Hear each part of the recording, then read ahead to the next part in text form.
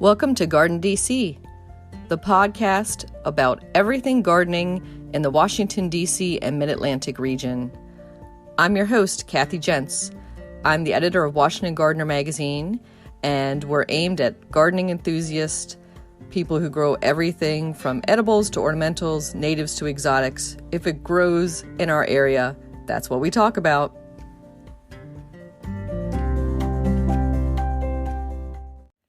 Welcome to episode 145 of the GardenDC podcast. In this episode, we talk with Dr. Sunil Dasgupta, host of the I Hate Politics podcast, all about how politics impact gardening and vice versa. The plant profile is on PJM Rhododendrons, and we share what's going on in the garden, as well as some upcoming local gardening events in the What's New segment. We close out with the last word from Kim Stoddart, co-author of The Climate Change Garden, on building natural resilience in the garden. This episode, we're joined by Sunil Dasgupta. He is the host of the I Hate Politics podcast, and we're going to talk about all things politics and rules and regulations that affect gardeners. Welcome, Sunil. Thank you. Or should that be Dr. Dasgupta? Either is fine, really. Okay, so you have a whole other life outside of the podcast. So let's talk about that for a little bit, then a little bit about your podcast, and then get into the nitty gritty of all the things gardeners should know when it comes to rules and regulations and what might impact them in the garden. So let's talk about baby Sunil, all the way back to when you were born. Were you born with chlorophyll in your veins and a green thumb, or are you a gardener at all, Sunil? So, no, I was not born with chlorophyll in my veins. I was born in the city of Calcutta, which is a teeming metropolis in India, on the eastern part of India. I emigrated to the United States, came to the United States in 95, 96 to go to graduate school here. I did garden a little bit when I was in graduate school in East Central Illinois in Champaign-Urbana. But I really seriously started gardening when I lived in DC, and we had a community, a plot in a community garden on Newark Street. That's when I really got into gardening. I garden, now we live in Rockville, and I garden a little bit less. My wife does more of the gardening part, but I get to make the beds and things when that comes about. We also have been running a compost for I would say about 6 years, 7 years now, and we put all our food scraps in there. So we stopped using our garbage disposer. Nice. And so for listeners outside the area, the Newark Community Garden in DC is one that's well known. It's a beautiful community garden. And now you are north of the city in the city of Rockville in Montgomery County, Maryland, and that is the county seat.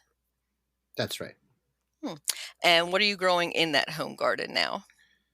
So we grow, obviously tomatoes and, kale and things like that, but we do some potatoes, we will do some onions.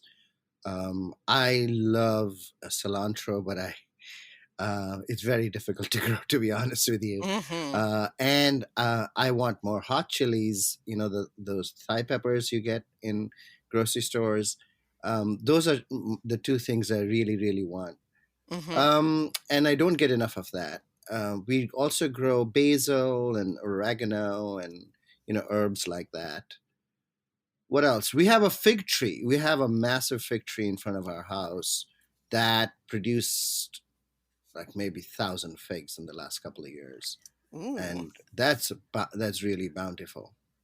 I love a bountiful fig tree. That's so wonderful. And you are so right about cilantro being difficult in our area to grow. It's one of my favorite herbs, and it's kind of a shoulder season for us. Like spring or fall doesn't love our summers, but everything loves to chew on it. So it is very difficult, and it bolts so quickly. But then, of course, you can use the seed once it's bolted as coriander, of course. So usually I'll end up with that. Right. I also did some cut some branches off and started new fig trees. And then I ordered from Maryland Department of Natural Resources last year some pawpaw trees, and Mm. I bought like I think 25 or 30 and planted 6 in my house and gave the rest away to my neighbors. Wow, Um, 6. yeah, so I don't know if they'll survive. I also got an etrog tree. I don't know if you know that. It's a little Middle Eastern lime lemon family. And, we put that out for the first time prior to this winter, last winter. And how do you And spell that? etrog. Okay, so just like it sounds. Yep. Yeah, I think your pawpaws are going to do well. I highly recommend our episode on growing pawpaws that we did, one of our first episodes with Michael Judd. So you can check that one out, and that's got some great tips. But they are a native plant here. They do very well, and planting 6, if you have the room, is great because they do need them to cross pollinate with each other. Yeah, that's what I heard. And so hopefully, fingers crossed, they survive the winter. Hmm. Yeah, they're pretty tough plants, and I think once they start fruiting, which will take about 5 years or so until they get to that point, you're going to be giving away a lot of pawpaws, Sunil. Okay. So that's what I predict. So in your day job, let's talk about that for a minute and give people Hmm. a little bit of that background. I am a political science professor at UMBC. I mostly run the program for UMBC at the Universities of Shady Grove, which is a Montgomery County campus. That's been my job for the last 13 years, but largely I'm a political scientist. That's my life. Hmm. And so you started the podcast, and it's kind of locally oriented, and it's called I Hate Politics. So let's define why you named it that. Well, I obviously don't hate politics. I teach it. For some folks might like to know that I even ran for local office, the school board in 2020. And the podcast is really born out of that loss in that election. I was, after losing the election, I was, despondent walking my dog, and somebody I knew who had a podcast called and said, "Why don't you start your own?" And I thought, well, the voters just spoke. I don't think anybody wants to hear me out. But over the next 3 months or so, I thought about it, and then my wife said, "You're constantly complaining about the fact that people hate politics, and that's how you feel. So why don't you channel that?" There are, you know, during that campaign, lots of people will tell me, "I don't want to talk to you. I hate politics," or "I don't want to contribute to your campaign because I hate politics." As a political scientist, that's a very weird position for me to see. I mean, you know, I think most people, a lot of people, take their, favorite political position, maybe education, say, right? So education policy is a moral policy, or healthcare is a moral policy, or, you know, um, housing is a moral policy, or perhaps for your listeners, gardening is a moral right, right? But all of these really exist within the context of politics. And by that, I mean that they exist because we have to make collective decisions. These are not individual decisions we make. This is not between God and I, right? These are decisions we make with our neighbors, with our friends, with those whom we disagree often, right? And so, and that process is what is politics. Politics is the domain to which everything you disagree about in other parts of your life, that's what we get. And therefore, politics looks dirty and disgusting, and you hate politics. But Hmm. really, it is by design the domain where disagreements go. Think about it. I mean, I don't like to use this metaphor, but think about it like a sewer that catches all the disagreements. And then we have methods in politics to address the disagreements that you bring us, right? Hmm. So for example, we hold elections. Elections are what? What do they do?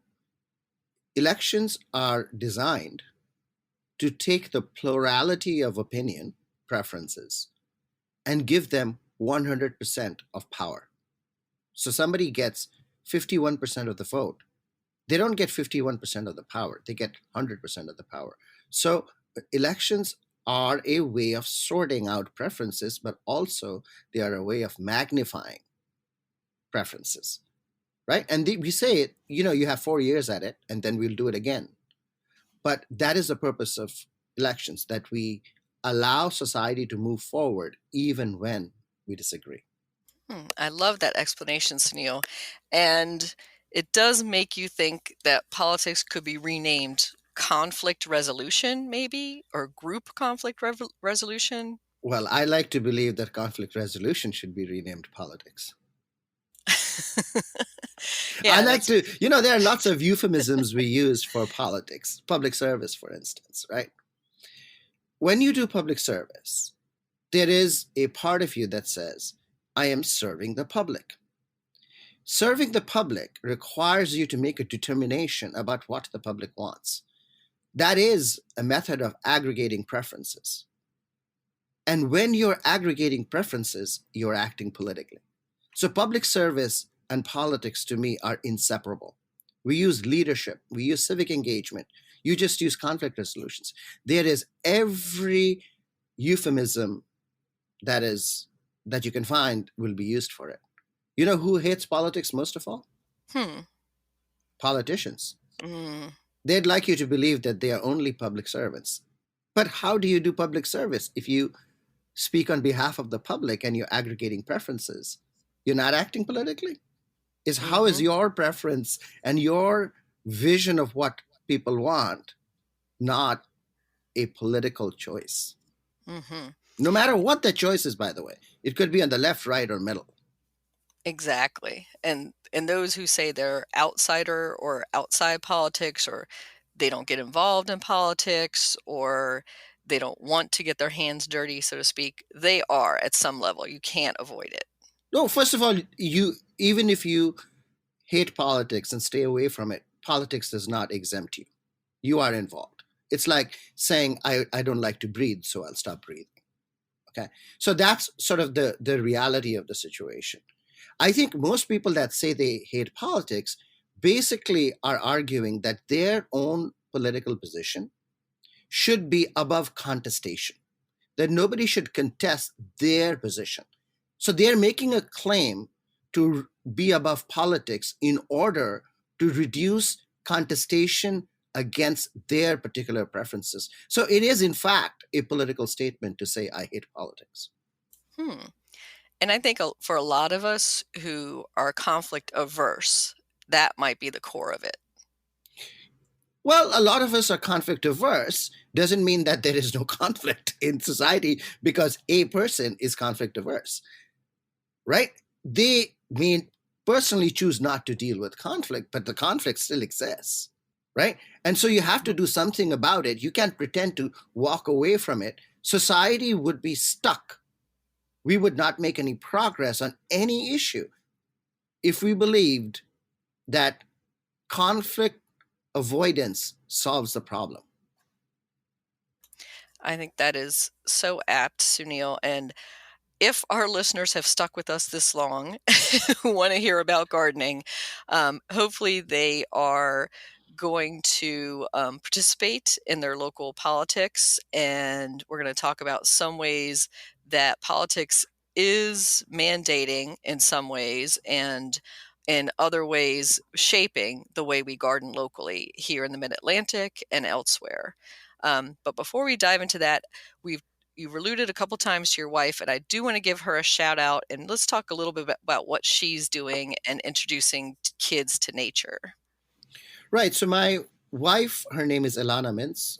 She founded and runs a nonprofit in Washington, D.C. called Urban Adventure Squad that is aimed at outdoor education, hands-on learning, and she works with many DC public and charter schools, as well as communities, to bring outdoor education to children in Washington, D.C., particularly in wards where there is not this kind of learning happening. So important. And I think we're going to have her come on the podcast at some point as well. So let's say we'll put a pin in that one and then bring us to our topics of the conversation. And let's start off with talking about the competition for community garden spaces. So I've been to several planning meetings in the area and parks and planning, and I see all the people testify that we need more places for soccer fields. We need more places for pickleball and dog parks. And meanwhile, I'm there clutching my little paper and I'm there to testify for more community garden spaces because I know that there are long wait lists and there's a whole bunch of people who haven't even applied for a community garden space because they're told of those long wait lists, so they don't even bother, Sunil. And what we need is flat, level, sunny land. And that's, of course, the same things that a soccer field need. So let's start with that. Right. So as we urbanize, our own private spaces become smaller because land becomes more expensive, right? If we live in the suburbs and we have a big yard, then we can garden there. But if you live in places where, you know, your yard is small or not at all, say you live in an apartment building, then, like I did, we needed to go to a community garden in Newark Street to be able to garden. So I think those two things go hand in hand. That the more you urbanize, the more you need to provide some community spaces where gardening can happen. Now, there's always going to be competition over the space. And, it's not like sport is a bad thing or better than gardening. We have to find ways in which we share this space.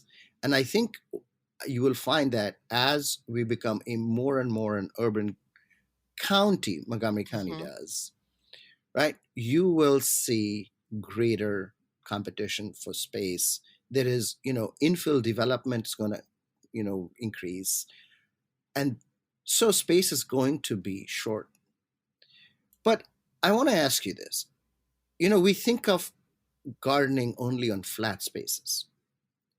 What about vertical gardening? Can we do that?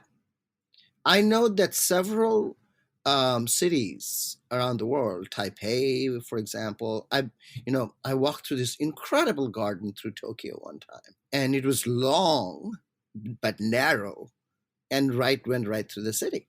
I think we are not thinking about space imaginatively, and I would imagine that as space becomes more in demand, you will find more vertical gardening and things of that nature.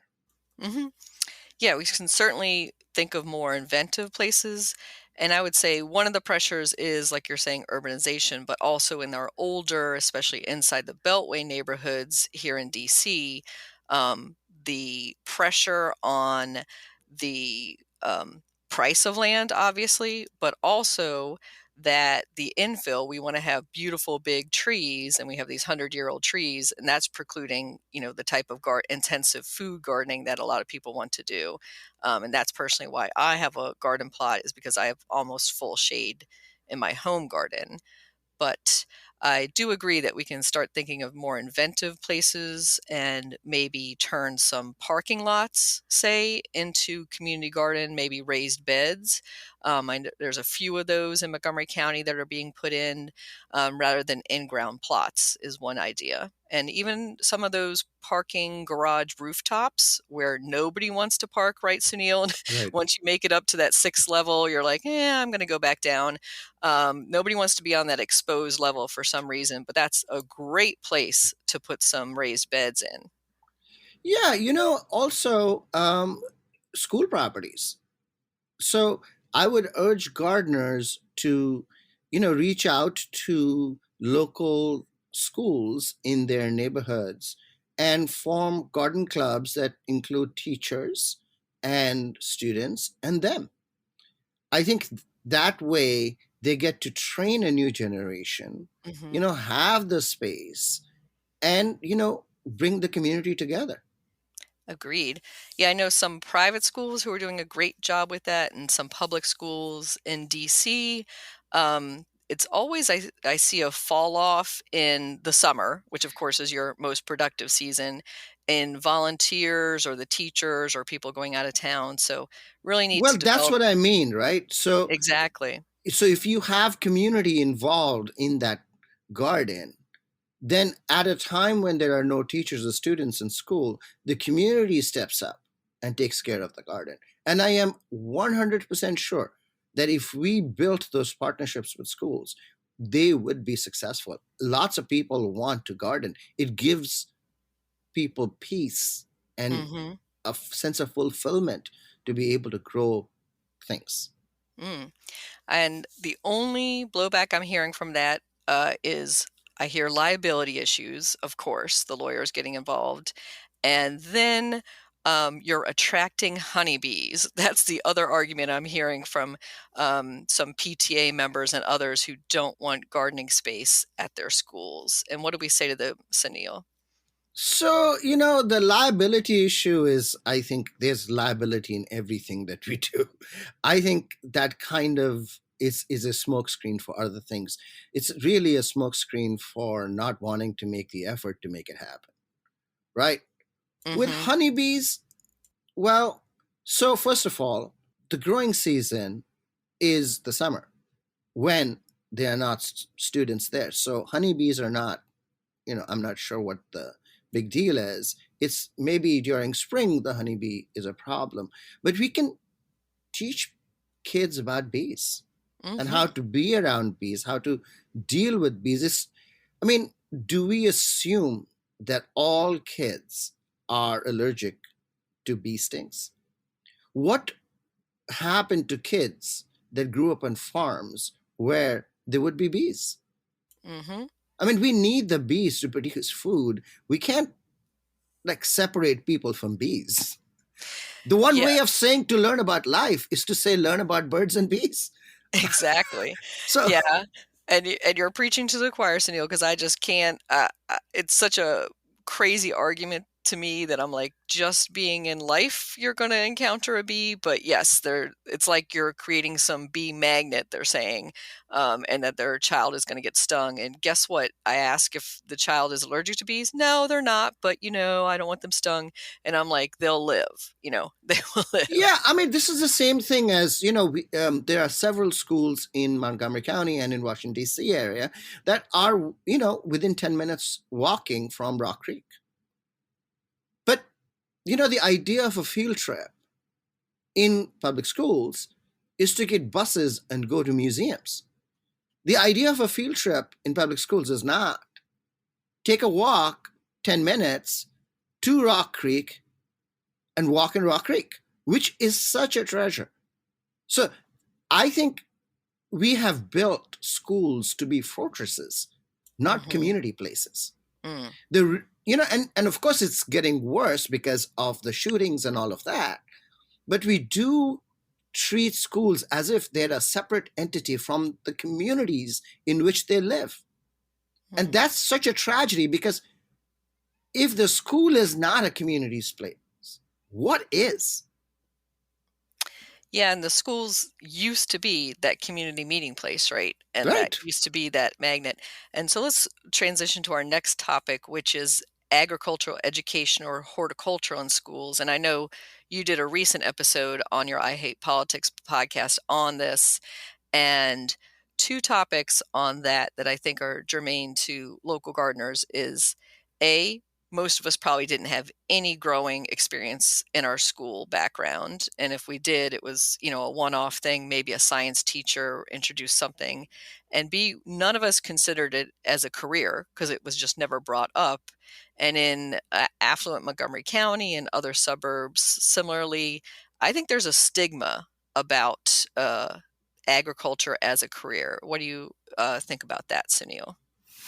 Well, so yes, I mean, yeah. So agriculture is a hard life. Farming is a hard life. Farmers don't themselves don't want their kids going into farming. There is no doubt about that, right? So the number of people in farming in the United States as a whole has dropped precipitously. Most of our farm labor is actually imported, not domestic labor. So it is something to think about why we have made farming so difficult, such that nobody wants to go in there, right? In Montgomery County, we have what is called the Agriculture Reserve, which is we've set aside about a third of our county. In 1980 we did this, of our county land for agriculture alone, where no development could occur. But if you go back now and look at what is grown there, you'd be surprised it's mostly industrial farming.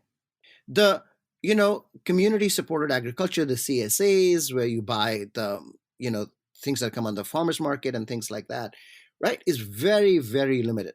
I did an episode on this as well. It's called The Fragile Economics of the Ag Reserve. Do you know that you can rent an acre of land in the Ag Reserve for less than $150 a year? At those prices, at that rent level, you can leave that land fallow. Really, it is not feasible to do agriculture in Montgomery County right now. And so that reflects, I think, in our education. We want our kids to, go to college and become lawyers and, technology entrepreneurs and doctors and things like that. And we don't think about agriculture education. Did you know that all our high schools, there are 25 high schools in the county, all of them have a greenhouse. But there is only one truly horticulture program of the 25 high schools, and that's Damascus High School. And that too, I think, is going to end when Miss Mayhew, who runs the program and has run it for decades now, when she retires in a few years. There are two other programs that are agriculture, sustainability, sort of broader programs, one at Sherwood and one at Northwood High Schools. But those, it shows you that there is no demand for it. In my home high school, Rockville High School, there used to be a very strong horticulture program. Not anymore. Even Poolsville, that used to have much more agriculture, it does now. They are focused on math and science. There are some of those greenhouses are used by science teachers to produce native plants for the Department of Environmental Protection in the county, because DEP plants these native plants in places.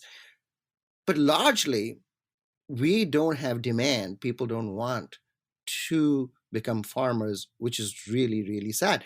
We ought to find a way to do this. And on to top of it all, we talk a good game about career education, but we don't really support it. So Miss Mayhew, in order to buy seeds and fertilizer every year, must sell plants. So she is a generating machine. So she does this, $5,000 to $7,000 of plants she sells every year.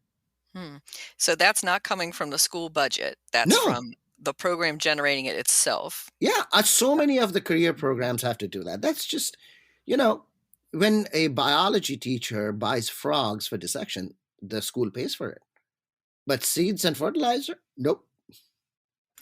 And we have interviewed Ms. Mayhew in Washington Gardener magazine. I think she does wonderful work, and it's sad to hear that when she retires, that program might be going away. So that's one thing a home gardener could advocate for, right, with their local politicians or at a PTA meeting or to the school board for more funding and more programming.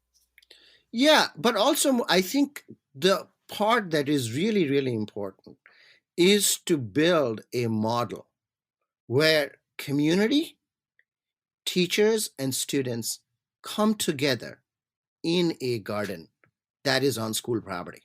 That is the model that I think is sustainable over the long run.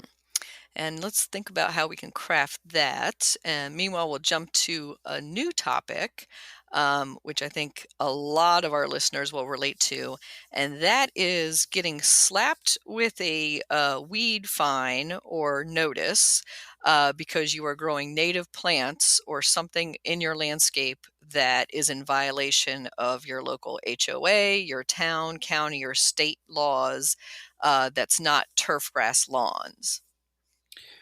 So the first thing to understand about politics, and it is political, even HOAs are political, is that there are so many rules that we cannot know. I like to say that we are a nation of laws, literally thousands of them, right? Jurisdiction by jurisdiction, these rules will vary. And just like in our normal lives, we don't get involved in getting to know laws or politics until something directly affects us. We'll only respond to these kinds of things when we get a notice. Mm-hmm. The good news in Maryland is that it was, I think, in 2021 that the Maryland legislature passed a new law that said that folks living in HOAs do not need to follow HOA rules when it comes to turf grass.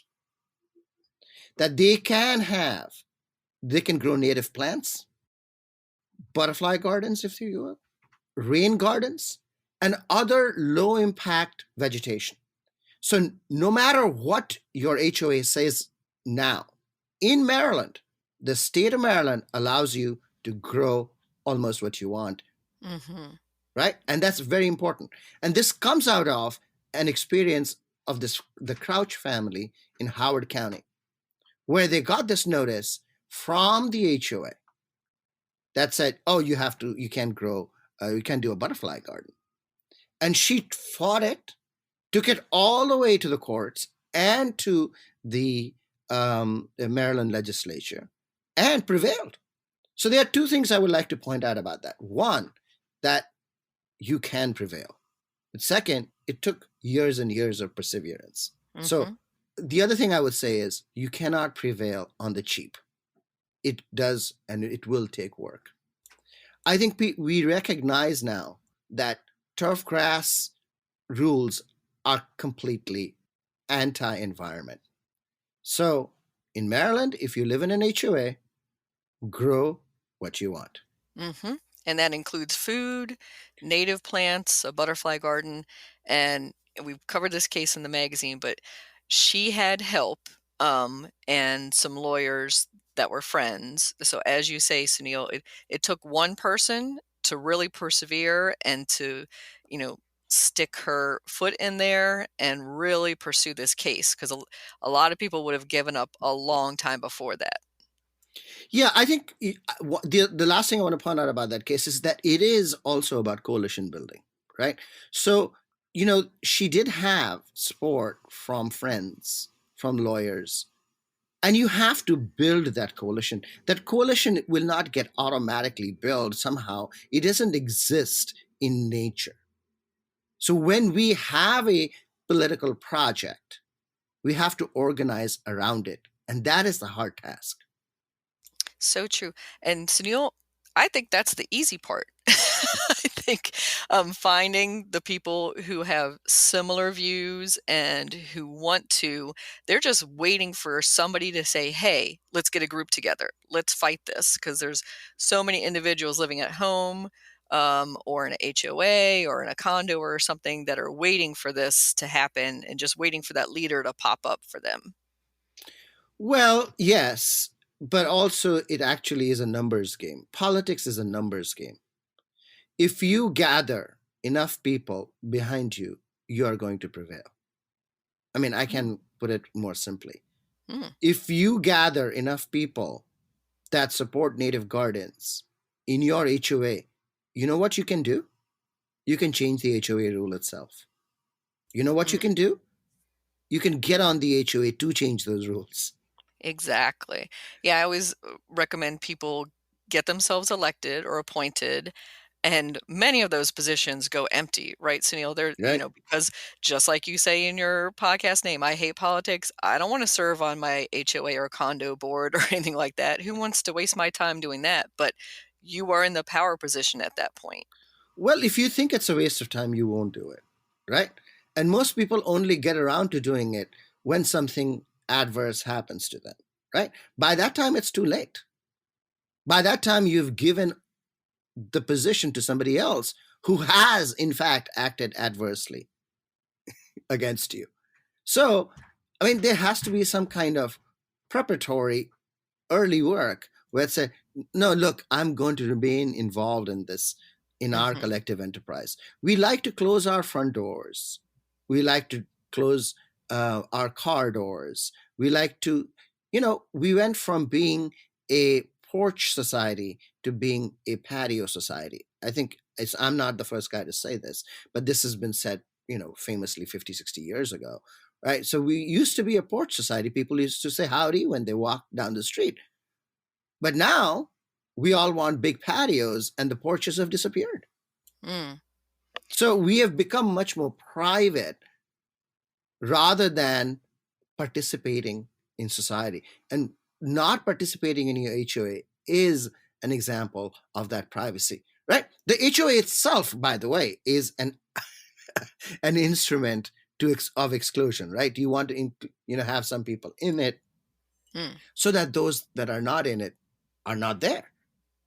So I understand, I get what the sort of the purpose is, but then if you take that too far, then obviously, if you hate politics, politics is going to hate you back and it's going to leave you behind. So true. And I would say, so get involved, get to know your neighbors, attend the meetings before you, decide to run. That's a really good idea, and get to know some of those leaders. Right. This sort of the issue about weed notice and all of that. So a weed, very, very typically, HOAs or the county or the city, they cannot enforce the many, many, many, many rules that are on the books. This just doesn't happen. Even with the Crouch family in Howard County, they had a garden prior to them getting a notice. Had a garden, a butterfly garden, for a bunch of years before they were given the notice. So they did have a garden in place. It's already a fact, right? So, and obviously that means that the HOA rules were not being enforced for a period of time. Many rules like this about weeds, about what you're growing, about maybe fences even, they are enforced when somebody reports you. That is how they are enforced. So if you have good relationships with your neighbors, if you know them, if you have a garden and their kids are allowed to pick from your garden, right? Then chances are that they are not likely to report you. So you can get away with a lot more. And I'm not saying break the law. Some of these laws are stupid, right? So, it's the, we did an episode on should we have right-of-way gardens? Should we allow gardens in the county right-of-way? In some cases, it makes sense. Nobody goes there. It's just land that is in front of your house. What do you do with it? Why don't you grow tomatoes? And why can't the neighborhood kids eat those tomatoes? And we're talking here about the hellstrip, as we call it, between the sidewalk and the street, which in our county they used to mow, and then one day they just stopped mowing. So then it fell to the local homeowner to mow it and maintain it. And frankly, Sunil, I planted it up with native plants and bulbs, spring flowering bulbs, because I'm not going to mow that strip. That's right. And so the county has odd rules about it. I mean, you can grow things that are, not more than 18 inches, but you can have trees also. I mean, either you can grow things that are 18 inches or you can grow trees. I mean, you can't both get both, because there's supposed to be visibility concerns. but you are allowing trees. So how is there a visibility concern if you're allowing trees? I think a lot of this is just laws that are made because somebody gets involved in it, and then the time evolves. I mean, things evolve, and these old laws remain. So that's why there are so many laws that should not be there. There are laws that will only be applied when uh, a neighbor or somebody that is looking is reporting on you. And if you Yep. have a better relationship with them, if you get to know your neighbors, then garden that right away. Yep. Yeah, so true, Sunil, that they are responsive to complaints. Nobody is driving up and down the streets looking for enforcement. They don't have time for that. They don't have staff for that.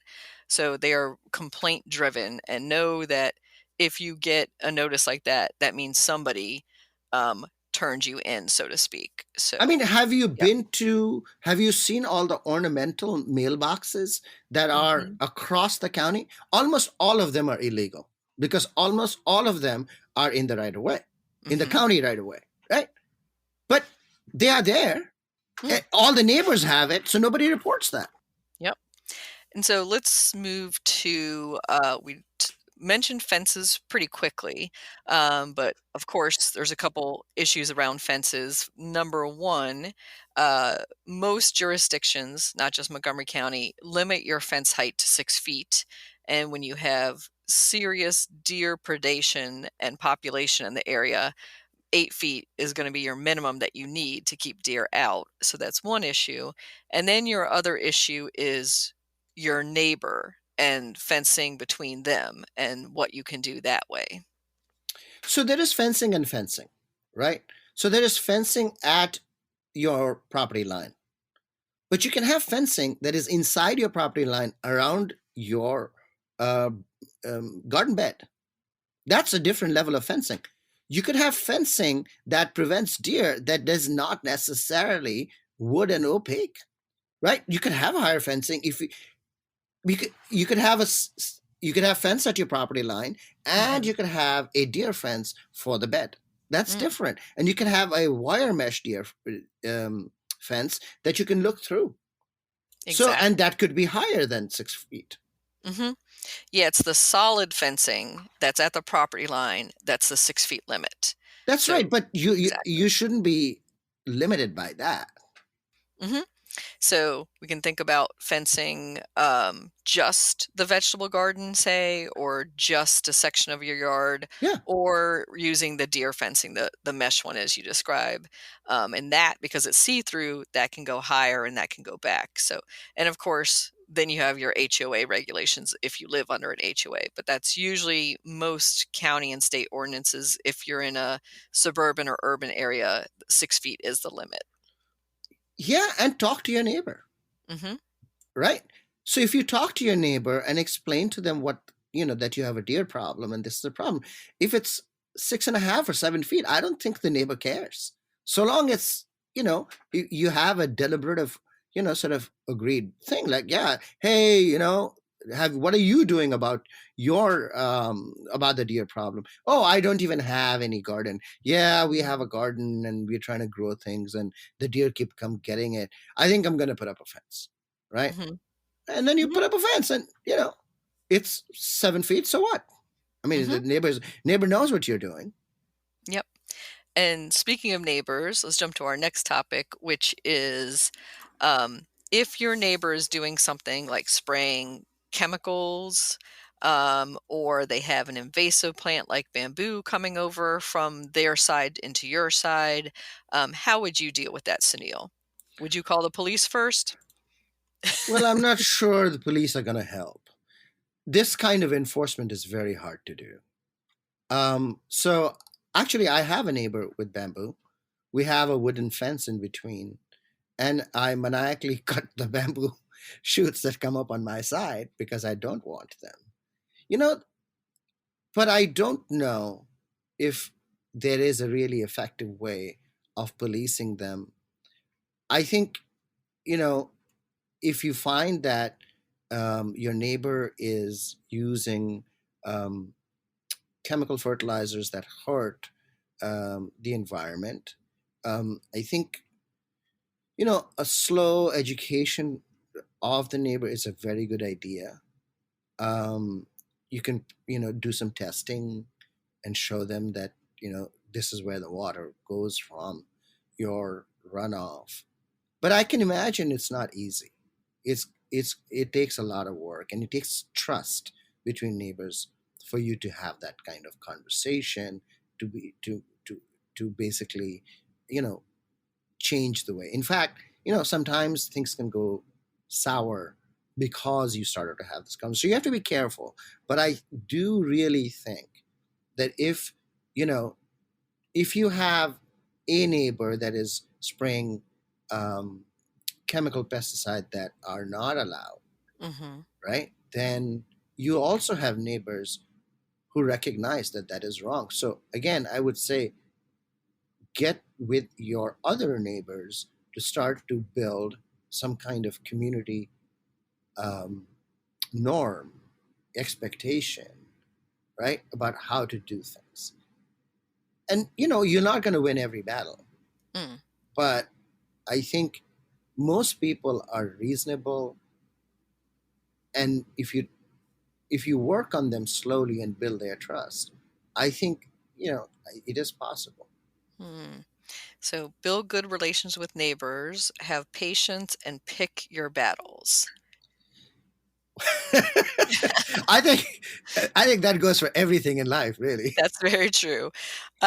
So speaking of picking your battles, in Montgomery County, we have a beautiful treasure in Brookside Gardens in Wheaton, Maryland. Wonderful public garden, and many other jurisdictions have gorgeous public gardens that are county funded or locally run, like Green Spring Gardens in Fairfax County, Virginia is another great example locally.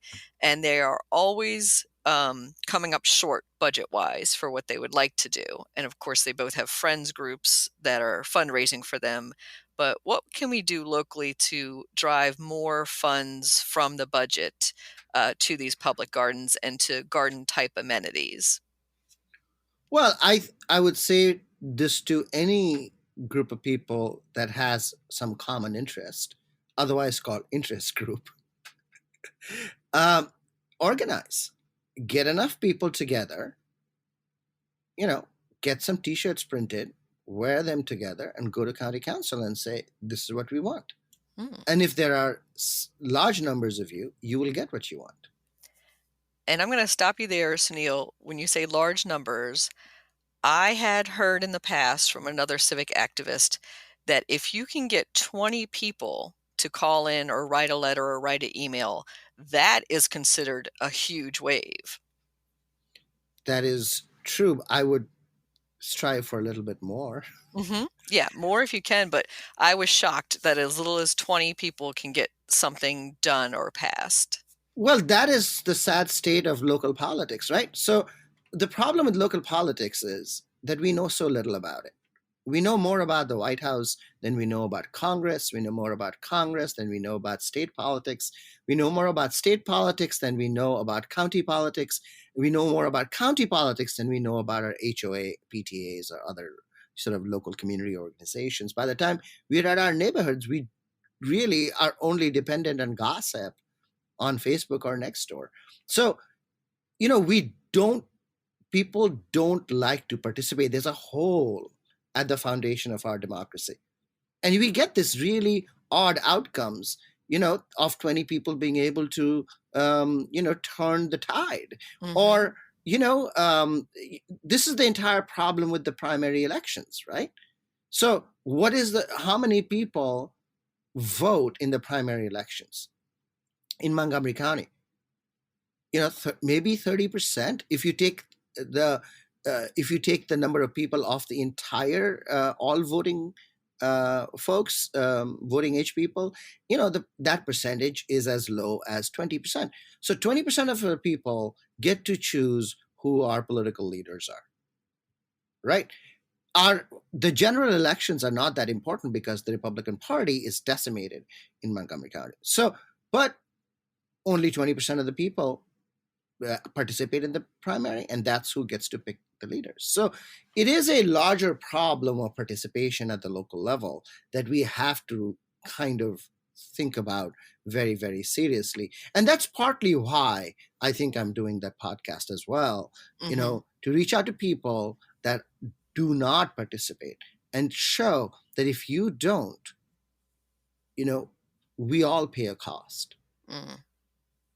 And just paying attention can go a long way, Sunil. I think I actually like the discussions on Nextdoor and neighborhood lists and discussion groups and Facebook groups because it feels like more people are getting involved at those levels. Well, I will say two things about that. So, first of all, they are useful starting points, but you can't end there because a lot of that information is really badly shared in a sense that some of the information may not be true. There are folks that have vested interests that are pushing certain kinds of information over others. There is, some people become information brokers within a community, right? Mm-hmm. And then they hold sort of convening power or kind of political power.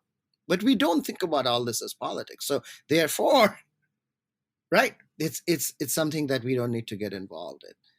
And that's, I think, the large message that I would send is that what they are doing is in fact political. What happens in an HOA is politics. What happens in a PTA, how it is organized, is politics. Whether there is a community garden in a school is politics. Hmm. So much food for thought. But let's wrap up our politics and gardening um, with a little maybe about gas powered leaf blowers and other nuisance laws like that, and how a local gardener could maybe get some of those changed. Well, so I think DC already has a ban on gas powered leaf blowers. Hmm. Montgomery County has a semi ban. That is to say, we can't buy gas powered leaf blowers anymore, but um, landscape businesses can continue to use them. I think enforcement of that kind of law is hard to do. Education is what we need. If you are environmentally minded, you can put out just a small, um, you know, uh, leaflet or something and put it on your neighborhood lamppost about, the new law that says you should not use gas powered leaf blowers. Hmm. I think overall, I mean, leaf blowing, I see, some people use it. Some people need it because there's a lot of foliage that falls. But have stopped sending any um, natural waste to the county. I have not for maybe 5 years sent any Hmm. leaves um, for county collection. So I take a lot of it, put them on a tarp, drag them back to the back of my yard, and just mulch them right there. And what I do then is I use those leaves that are mulching, and I add them to my compost as I add more food, so that the food waste remains covered. Hmm. And I think that is the ideal way if you have the space and the resources to do it. Right. Some people with tiny yards and large trees, they're going to be inundated by leaves and need to send out some of those, bag them up in the brown bags or with their yardscape waste that's picked up. So, and then bring them back in as leaf grow or leaf mulch, which is great. And part of Right, the but if you have them in bags, why do you need to send them anywhere? Just stack them. Mhm. Just stack them Yeah, exactly. just stack them Uh, right there, and it'll mulch over time. It'll take 3 years, mhm. but you have mulch right there. Why are you spending money? And sort of um, using gasoline or Mhm. diesel, right, to send Yep. something away only to bring it back. Mhm. Yeah. Again, it could be a space issue for some people, but for most of us, we could afford, a small area of that. So, wrapping up, Sunil, um, let's talk about how the home gardener in general is affected by politics? And a few last words on that. Well, the home gardener is affected by politics just like everybody else, right? It's, we have to deal with so much about land use. We have to deal with, where we are growing. We have to deal with climate change. I mean, that's a huge, big part of our politics. But what we grow is going to change. When we start growing, is already changed, Mm-hmm. right? So we are starting early. If you can see, even from maybe 5 years ago, right? You're already putting the early celery, the lettuce, and the kales in earlier. Mm-hmm. So the you know I would not distinguish home gardeners in this respect with the general population. And almost everybody that lives in especially suburban Maryland, right, is something of a home gardener. All of them, all of us are growing something, even if it's basil. So I think, we are the people. Hmm. That's so true. And we are all gardeners on some level, and we are all involved in politics, zoning, policy, creation at some level as well. Absolutely. Hmm. Well, thank you so much, Sunil. This has been fascinating. And how can our listeners listen to your podcast and get in touch with you if they want to discuss more? You can listen to I Hate Politics at ihbpod.org. That's the website, as well as on your favorite podcasting platform, whether it's Apple Podcasts or Google or Spotify or Pandora, Audible, just all of them. You can reach me by emailing ihbpod@gmail.com and on Twitter at ihbpod or Facebook too at ihbpod. Terrific. Thank you so much, Sunil. Thank you. Want to make your own podcast? Spotify's got a platform that lets you make one super easily, then distribute it everywhere and even earn money all in one place for free. It's called Spotify for Podcasters, and here's how it works. Spotify for Podcasters lets you record and edit podcasts right from your phone or computer. So no matter what your setup is like, you can start creating today. Then you can distribute your podcast to Spotify and everywhere else podcasts are heard. Video podcasts are also available on Spotify. With Spotify for podcasters, you can earn money in a variety of ways, including ads and podcast subscriptions. And best of all, it's totally free with no catch. Ever since I discovered Spotify for podcasters, I feel like I have more options, and with Q&A and polls, it lets me be more creative with the GardenDC podcast. I highly recommend you give it a try. Download the Spotify for Podcasters app or go to www.spotify.com/podcasters to get started.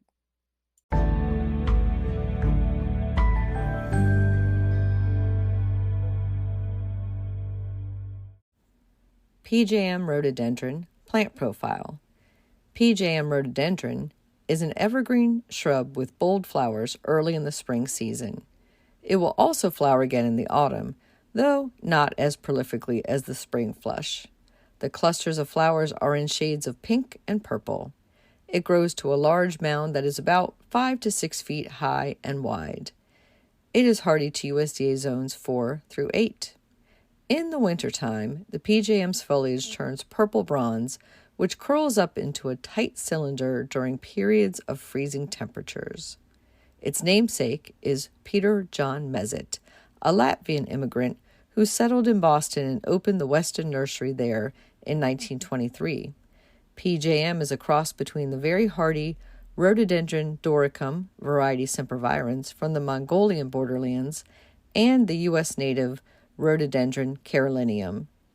PJM is one of the easiest and hardiest of the rhododendrons to grow in our region, as it is both heat and cold tolerant. It likes filtered shade or morning sun, and acidic soils amended with lots of organic material, such as leaf mold and pine bark.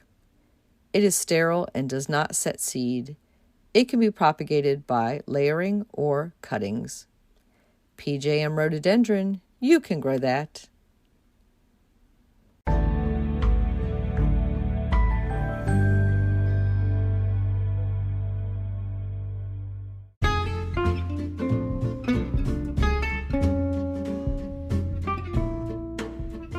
What's new in the garden this week?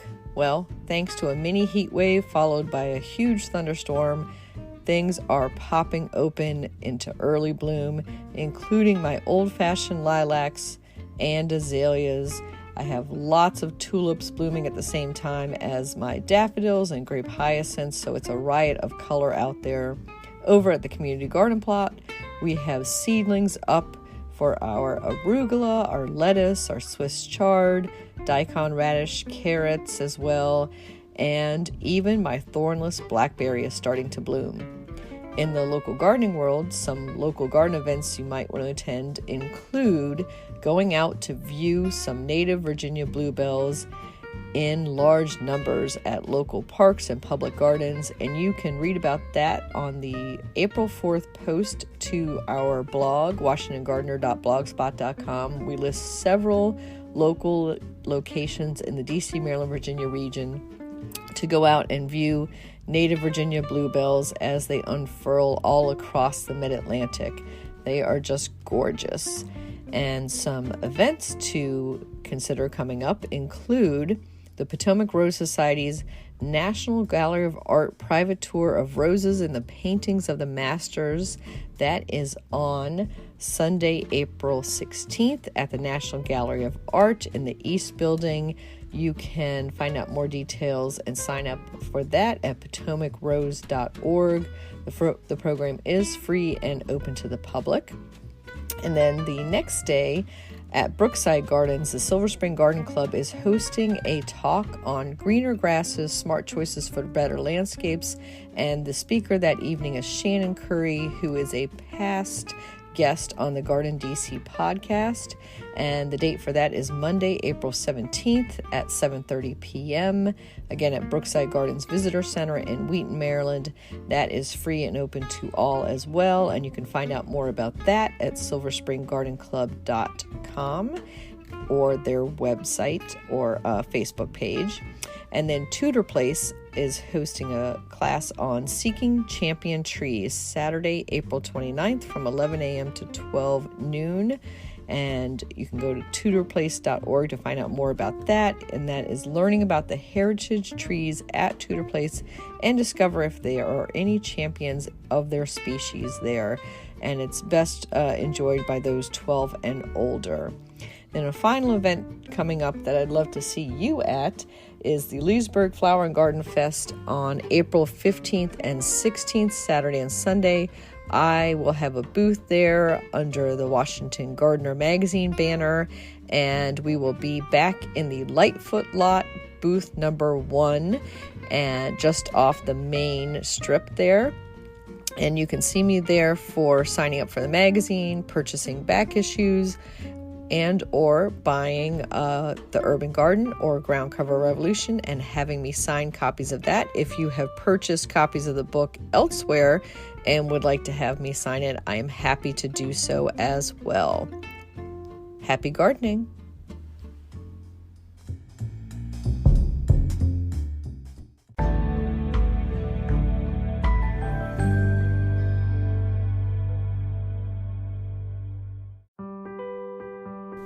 Get low-maintenance alternatives to lawns with the new book Groundcover Revolution by Kathy Jentz. Reducing the lawn is among the biggest trends in homeownership, with an endless stream of homeowners looking for an eco-friendly alternative to a traditional everyday grass lawn. In the last 3 years alone, over 23 million American adults converted part of the lawn to a natural landscape, and now are looking to do even more. The biggest challenge to adopting this new ideal of the perfect lawn is knowing how and when to replace your turf and which plants are the best ones for the job. Groundcover Revolution is here with all the answers you need. included are 40 in-depth profiles of plants that are perfect choices for replacing a grass lawn. There are options for sun, for shade, for dry and wet sites, and for various climates around the globe. There are choices that bloom, options that are evergreen, and selections that are deer-resistant. Author Kathy Jentz has also included an incredibly useful chart that gives you all the details on each of the 40 choices for quick reference and to make your ground cover selection process even easier. Whether you want to replace the entire lawn or just reduce the amount of land dedicated to turf, Ground Cover Revolution will help you usher in a new and improved idea of what a beautiful lawn should be. Available at bookstores now and also at Quarto.com, where you can get 30% off using discount code GARDENING30.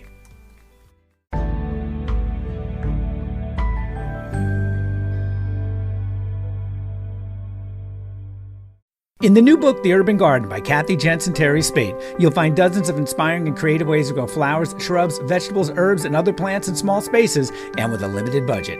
Whether you want to grow on a balcony, rooftop, front stoop, or a tiny urban patio, turn your growing dreams into reality and build a gorgeous and unique garden that showcases your personal style while still being functional and productive.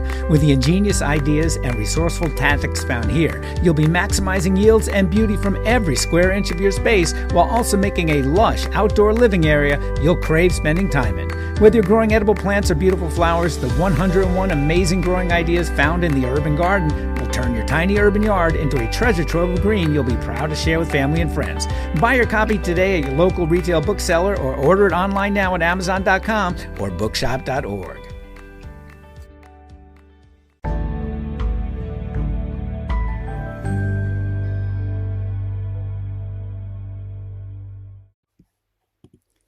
This is the last word from me, Kim Stoddart, an award-winning UK journalist, editor and co-author of the newly published The Climate Change Garden book by Quarto. I've been writing about climate change for publications like The Guardian since 2013, and I feel very, very passionate about helping gardeners to cope with the greater extremes of weather we are now facing through climate change, through our warming climate. Before I share my top 5 tips for boosting resilience, I'd like to offer some words of hope that there are easy, cost-effective and enjoyable ways to help you shore up the defences, to save money and to make your gardening more enjoyable in the process. We are living through such incredibly stressful times, and gardening is a positive action in the face of climate change and anxiety over the future. We now have climate change anxiety as an actual coined term, especially vegetable gardening, as you can save plastic, you can save money, and you can feel good by growing luscious food to bring to your table. So here are my top 5 tips to help you build some greater resilience naturally. Number 1, no-till methods can help carbon capture and build soil health, which also helps massively when it comes to boosting your soil's ability to hold and retain water. This is good during heavy rain, drought, and indeed all year round. Number 2, organic growing without the use of chemicals or pesticides will save money on products and enable you to work more closely with the natural world overall. In a biodiverse eat and be eaten garden, it is much harder for one type of pest to cause issues. Greater risk of pest and disease is one of the main threats of climate change, so nurturing a wider range of plants, allowing some areas to grow a little wild to create attractive habitats for predators is absolutely key and enjoyable as well. To give you an example, one ladybird larvae can hoover up thousands of aphids, so you really want to have lots of these fantastic natural helpers on hand. Number 3, saving some of your own seed is an incredibly easy thing to do for a lot of flowers, for a lot of crops, and you can choose to save from the plants that have displayed the best resilience against climate extremes. So for example, the salad leaf that didn't bolt so quickly during a heat wave, or the pea that was the most productive, save seed from these and save money in the process, and it feels incredibly good. Number 4, go peat free and make your own compost and mulches. Compost can be expensive and there are massive issues with peat. In the UK, its use in horticulture for gardeners is being banned in 2024, and these natural habitats are complete wildlife havens and store a huge amount of carbon. So to help and save money in the process, why not make your own compost? Mulches can also be made from grass clippings, wood chip, and leaf mould and the like, and used to improve soil. A very thin sprinkling will, for example, help to keep water in the ground during a heat wave, saving time and effort for you, the gardener. Number 5, try mixed or free planting, as I like to call it. It's also known as polyculture in permaculture circles. This system of leaving space, about a metre or so, between plants of the same family will help massively with natural pest control. You can still plant in lines, just with other plants mixed in, and create your own patterns. It gives picking food a foraging edge that is fun, it boosts wildlife, and it makes it much harder for pests to find what they're looking for. It looks great, and it's such a fantastic thing to do. To see how it looks, you might want to have a look at my Instagram account, which is Kim_Stoddart.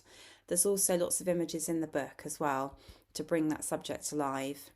But finally, don't forget to spend some time enjoying your garden. Put away the exacting to-do lists and just look, tune in, feel and enjoy. Because building resilience in the gardener is as important as the garden. We are all in this together, and the natural world can help you feel good as well as lending a helping hand. This has been the last word from me, award-winning environmental journalist and co-author of the Climate Change Garden book, Kim Stoddart. Thank you.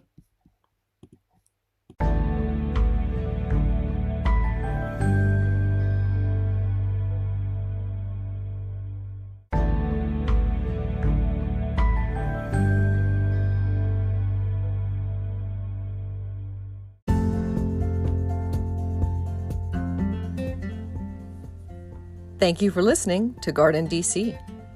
You can become a listener supporter for as little as 99 cents a month by going to anchor.fm/GardenDC/support. Another way to support this podcast is to subscribe to our monthly digital publication, Washington Gardener Magazine. To do so, go to washingtongardener.com. Thank you.